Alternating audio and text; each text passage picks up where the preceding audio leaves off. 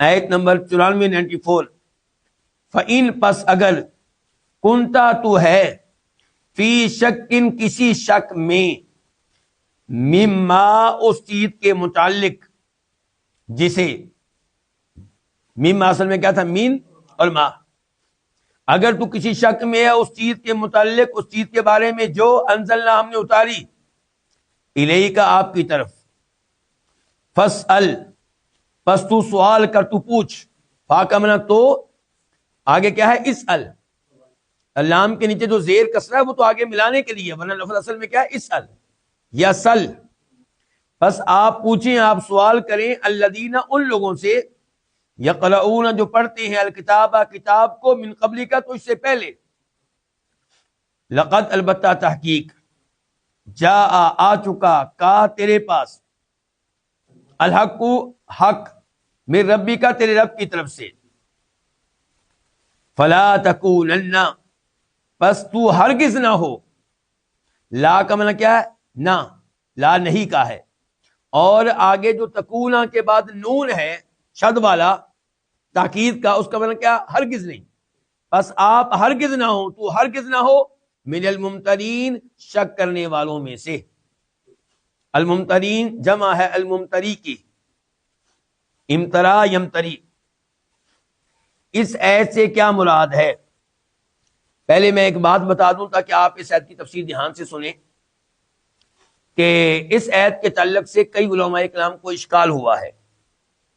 حتیٰ کہ امام ابن القیم رحمہ اللہ فرماتے ہیں کہ کئی یہودیوں اور عیسائیوں نے مسلمانوں پہ اعتراض کیے ہیں انہوں نے کہا کہ تمہارا قرآن بتاتا ہے کہ تمہارا نبی خود شک میں تھا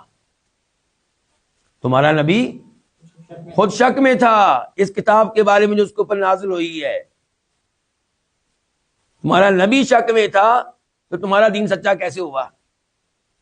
تمہاری کتاب میں لکھا ہوا ہے تمہارے نبی سے کہا گیا کہ ان سے پوچھئے کن سے اہل کتاب سے تو ہم ہیں سچے یہ تمہاری کتاب سے معلوم ہو رہا ہے اور تمہارا نبی تو شک میں تھا تو اب یہاں پہ ہم کیا کہیں گے ایک تو یہاں پہ میں ایک قاعدہ آپ کے سامنے ذکر کرنا چاہوں گا جو اسی مناسبت سے ذکر کیا ہے امام ابن القیم رحمہ اللہ نے دوسرے لوگوں نے بھی ذکر کیا ہے لیکن ذرا امام صاحب نے ذرا اچھے انداز سے ذکر کیا ہے کہتے ہیں الشرط لا يدل على وقوع المشروط بل ولا على امکانه شرط جو ہے وہ مشروط کے واقعہ ہونے کی دلیل نہیں ہے بلکہ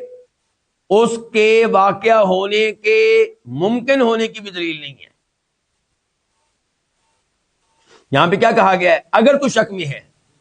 اگر ان شرطیہ ہے یہ ہے شرط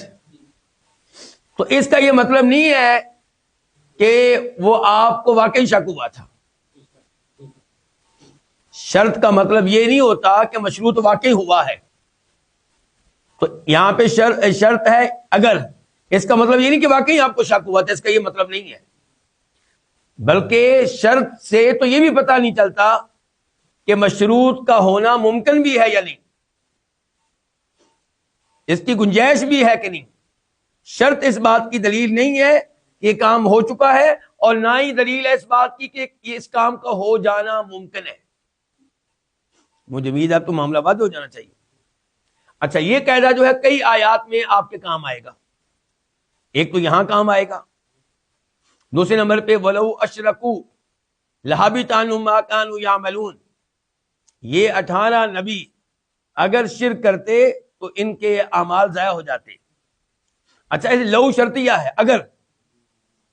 تو اس کا یہ مطلب نہیں ہے کہ انہوں نے شرک کیا تھا اور نہ ہی اس کا مطلب یہ ہے کہ شرک کا ہونا ممکن تھا ان سے بلکہ جب یہ آیت نازل ہوئی ہے تب تو پتہ چل رہا ہے کہ شرک کا ہونا ممکن ہی نہیں ہے کیونکہ وہ سارے فوت ہو چکے ہیں ایسے ہی یہ قاعدہ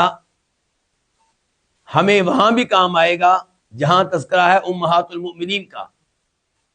نبی علیہ السلام کی بیویوں کا یا نساء النبی من یأتی منکن بفاحشۃ مبینہ یضاعف لها العذاب ضعفین. من شرطیہ ہے کہ اے نبی کی بیویوں، جو تم میں سے واضح طور پہ بے حیائی کا کام کرے گی اس کو دگنا عذاب دیا جائے گا. تو اس کا مطلب یہ نہیں ہے من شرطیہ کا مطلب کہ نعوذ باللہ ان سے کوئی گناہ ہوا تھا، اور نہ ہی اس کا مطلب یہ ہے کہ گناہ کا ہونا ان سے ممکن تھا. تو شرط جو ہے نہ یہ دلیل ہے مشروط کے واقع ہونے کی، اور نہ یہ دلیل ہے اس بات کی کہ مشروط کا واقع ہو جانا ممکن ہے، اس کی کوئی گنجائش ہے. شرط سے کسی بات کا پتہ نہیں چلتا. بلکہ یہ توحید کے معاملے میں بھی آیت کام آئے گی. لو کان فیہما آلہۃ الا اللہ لفسدتا، سورہ انبیاء، کہ اگر آسمان و زمین میں کئی معبود ہوتے تو آسمان و زمین میں کیا ہو جاتا؟ فساد ہوتا. یہ جو بہترین سسٹم چل رہا ہے آسمان و زمین کا، کبھی چل نہ پاتا، کیونکہ معبودوں میں آپس میں جھگڑا شروع ہو جاتا. اچھا، اللہ نے یہاں پہ کیا کہا ہے؟ لو، اگر. تو کیا لو سے پتہ چلتا ہے کہ واقعی کئی معبود ہیں؟ نہ یہ پتہ چلتا ہے کہ کئی معبودوں کا ہونا ممکن ہے. تو یہ امام صاحب نے قاعدہ بیان کیا ہے کہ الشرط لا يدل على وقوع المشروط بل ولا على امکانی. تو اس ایت سے پتہ نہیں چلتا کہ آپ کو شک ہوا تھا، اور نہ ہی پتہ چلتا ہے کہ شک کا ہو جانا ممکن تھا آپ سے. ان ایسی کسی بات پہ دلالت نہیں کرتا. اچھا، پھر علماء کرام اب اس ایت کی تفسیر میں کتنے اقوال لے کر آئے ہیں. ایک قول یہ ہے کہ اس میں اگرچہ اللہ نے مخاطب کیا ہے ہمارے نبی کو علیہ الصلوۃ والسلام، لیکن مقصود آپ خود نہیں ہے، بلکہ مقصود آپ کا غیر ہے، مشرکین مکہ ہے. کہ اگر تمہیں شک ہے اس کتاب کے بارے میں جو ہم اپنے نبی پہ اتار چکے ہیں تو تم یہودیوں سے پوچھ لو. تم کہتے ہو نا کہ ممکن ہی نہیں کتاب اترے آسمانوں سے. وما قدر اللہ کا قدری اذ قالوا ما انزل اللہ علی بشر من شیء. تو یہودیوں سے پوچھو اللہ نے پہلے کتابیں اتاری ہیں کہ نہیں اتاری، نبی پہلے آتے رہے کہ نہیں آتے رہے، تورات و انجیل اللہ کی طرف سے ہیں کہ نہیں ہیں، ان سے پوچھ لو. تو جس کو شک ہے اس کتاب کے بارے میں جو ہم نے اپنے نبی پہ اتاری ہے، وہ یہودیوں سے پوچھ لے، عیسائیوں سے پوچھ لے. اور اس کا دوسرا مطلب یہ نکلے گا کہ جہاں تک تعلق ہے ہمارے نبی کا، ان کو نہ شک ہوا نہ انہوں نے پوچھا، نہ شک ہوا نہ انہوں نے پوچھا. اور دوسری تفسیر اس کی یہ ہوگی کہ فرض کریں کہ اے نبی آپ کو شک ہے اس کتاب کے بارے میں، تو آپ پوچھ لیں کن سے؟ اہل کتاب سے. فرض کریں تو نہ آپ کو شک ہوا نہ آپ نے پوچھا. شک ہوتا تو پوچھتے، چونکہ شک ہوا ہی نہیں تو پوچھا بھی نہیں. تیسری تفسیر اس کی یہ کی گئی ہے کہ اگر آپ کو شک ہے اس بارے میں